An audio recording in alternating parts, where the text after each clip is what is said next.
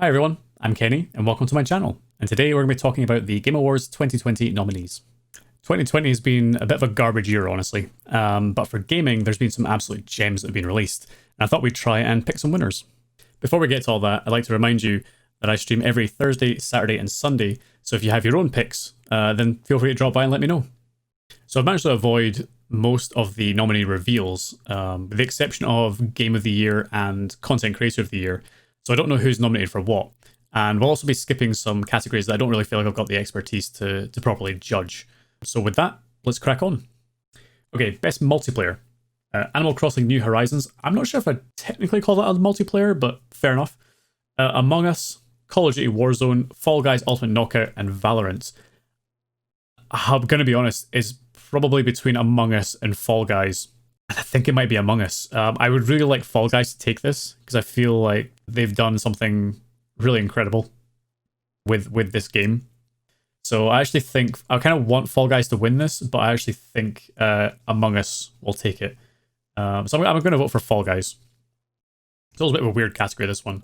We've got Animal Crossing, Crash Bandicoot 4, Fall Guys, Mario Kart Live, Minecraft Dungeons, and Paper Mario: The Origami King.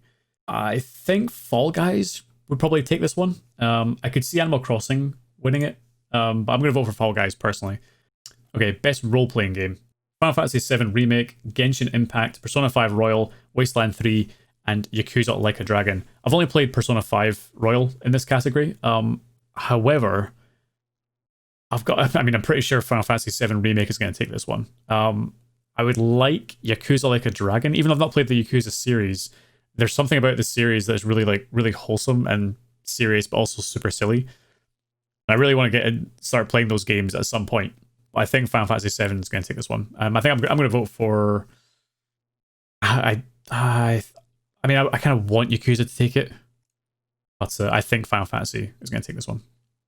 So, Assassin's Creed Valhalla, Ghost of Tsushima, Marvel Spider-Man Miles Morales, Ori and the Will of the Wisps, Star Wars Jedi Fallen Order, and The Last of Us Part 2. Yeah, slight disclaimer, I work for EA, so my company has a horse in this race. I really like Jedi Fallen Order. Unfortunately, all three of these games, in fact, all five games other than Fallen Order have released, and have released more recently, and have all scored really well. I personally think Ghost of Tsushima could take this. I haven't played, apart from actually, I played Ori and the Will of the Wisps, I've played The Last of Us Part 2, and I played Jedi Fallen Order. I would love for this to win. I personally really like the game. Ori was fantastic. Last of Us Part 2, I didn't enjoy. As a story, I didn't enjoy very much in that game, but I kind of want Ghost of Tsushima to take this, even though I've not played this. It looks really cool.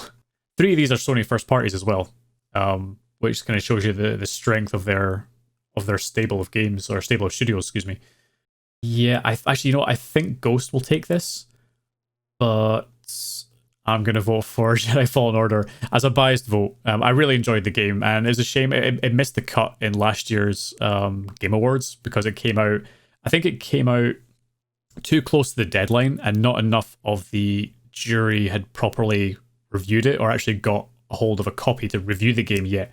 So it sort of missed the cut last year. But I'm glad it's nominated. I don't think it's going to win. It's just a shame. Ghost of Tsushima might take this one.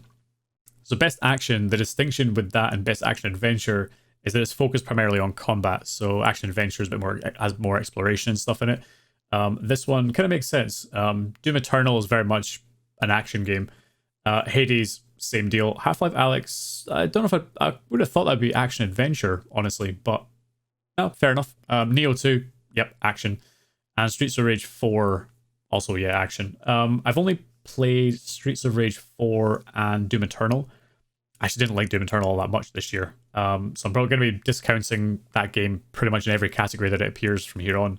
I've heard great things about Hades. I've got a funny feeling that this is probably going to win it.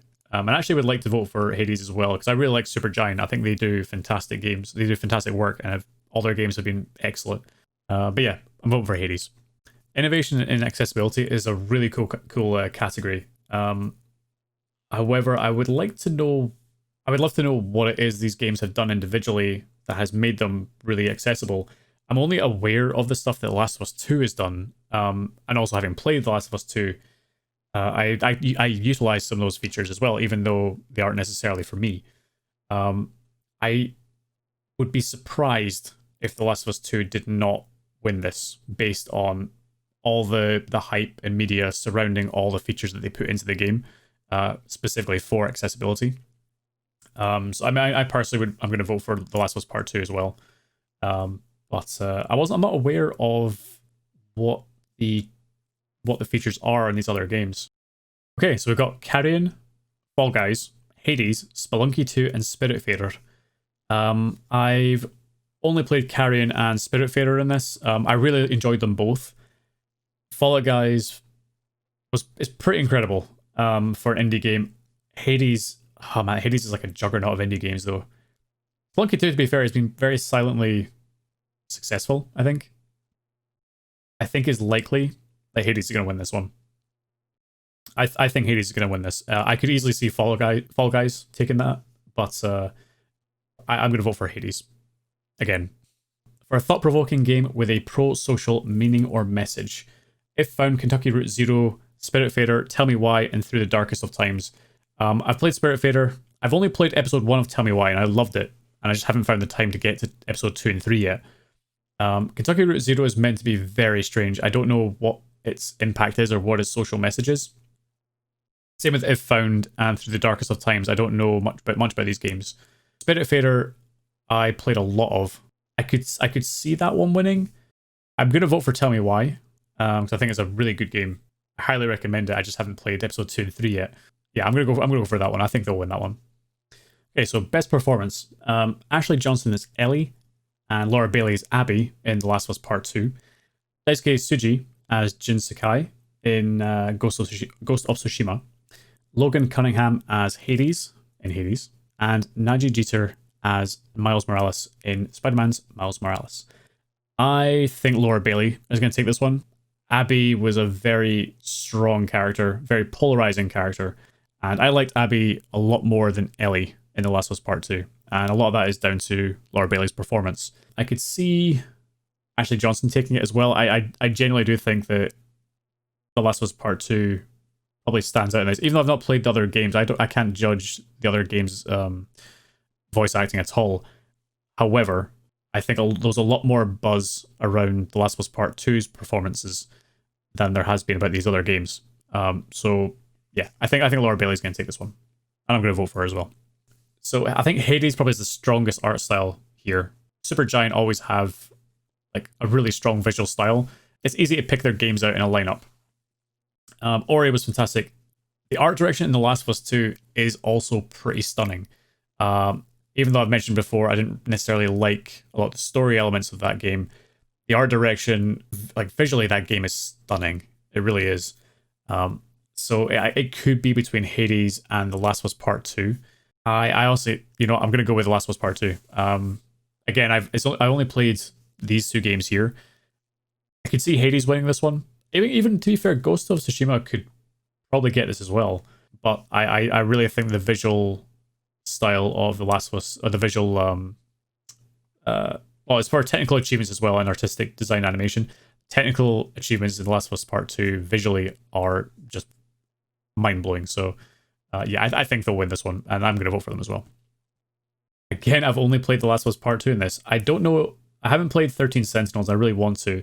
Final Fantasy VII Remake, I don't know how different the remake portion is to the same portion in the original Final Fantasy VII. So I think I kind of know that narrative. I don't know how much has changed. Ghost of Tsushima and Hades have also been lauded for their narrative achievements, although I don't think Ghost is particularly strong compared to the other ones. Again, I don't know how strong 13 Sentinels is. That's kind of like a wild card in that one. I could see The Last of Us Part 2 taking that, but I'm not going to vote for it. I'm going to go for Hades. Because by all accounts, the more you play the game, the more you complete the game, the more narrative you unlock, and it's very engaging. Each character interaction is engaging as well. It's really well written, really well voice acted. So I think I want Hades to win that, but I could see The Last of Us Part 2 winning that, even though I didn't like the story. I don't like the narrative myself either. I'm voting for Hades on that one. best game direction. I could see The Last of Us Part 2 winning this one straight away. It's a lot of this very similar games here from what we've seen already. Again, Hades could also win it. Ghost of Tsushima could win it for outstanding creative vision, and innovation in game direction and design. In terms of design, The Last of Us Part 2 isn't too different from The Last of Us Part 1, so I don't think the game really was pushed in that sense. The creative vision, again, the world creatively is pretty fantastic, but I think I could see, actually I could see Half-Life maybe taking this one, just because it's so different from the rest of them, and it's one of the best VR games by all accounts. So, no, I think, I mean, I'm gonna vote for Hades again, because again, I'm a super giant simp, so it's pretty easy for me. And again, I've only played The Last of Us Part 2 in this category, so yeah, I think I'm gonna vote for Hades again for, what was it, like the 4th time or whatever so far in this video.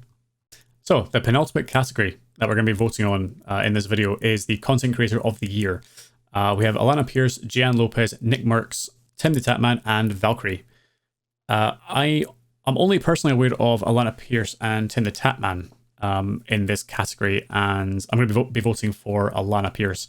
I've been following her content on the Funhaus channel when she joined Rooster Teeth /Funhaus.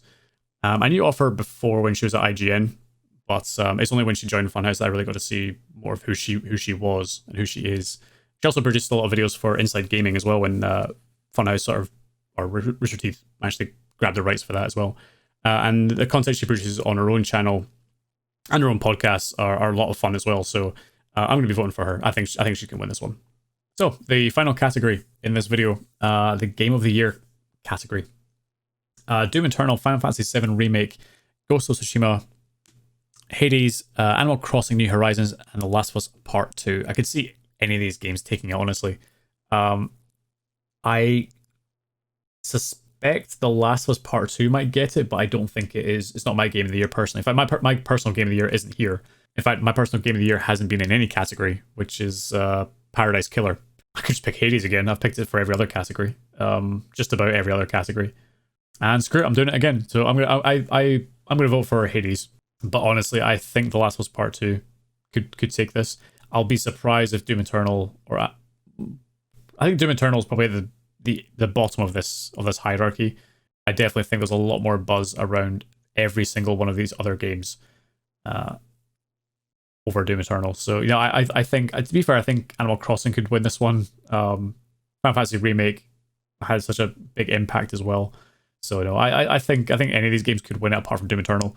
Probably Last of Us Part 2, but I'm voting for Hades once again. So there you have it. Those are my votes for the 2020 Game Awards nominees. If you've liked this video, please don't forget to share, like, and subscribe. Hit the bell as well to get a notification for whenever a new video goes up. And leave a comment below if you've agreed, disagreed, or maybe your favorite game isn't listed at all. My favorite game of the year, Paradise Killer, not listed anywhere. So once again, I stream on Twitch every Thursday, Saturday, and Sunday. So if you want to talk about your game of the year, then feel free to drop by and let me know. Thank you for watching this video. I've been Kenny, and I'll see you next time.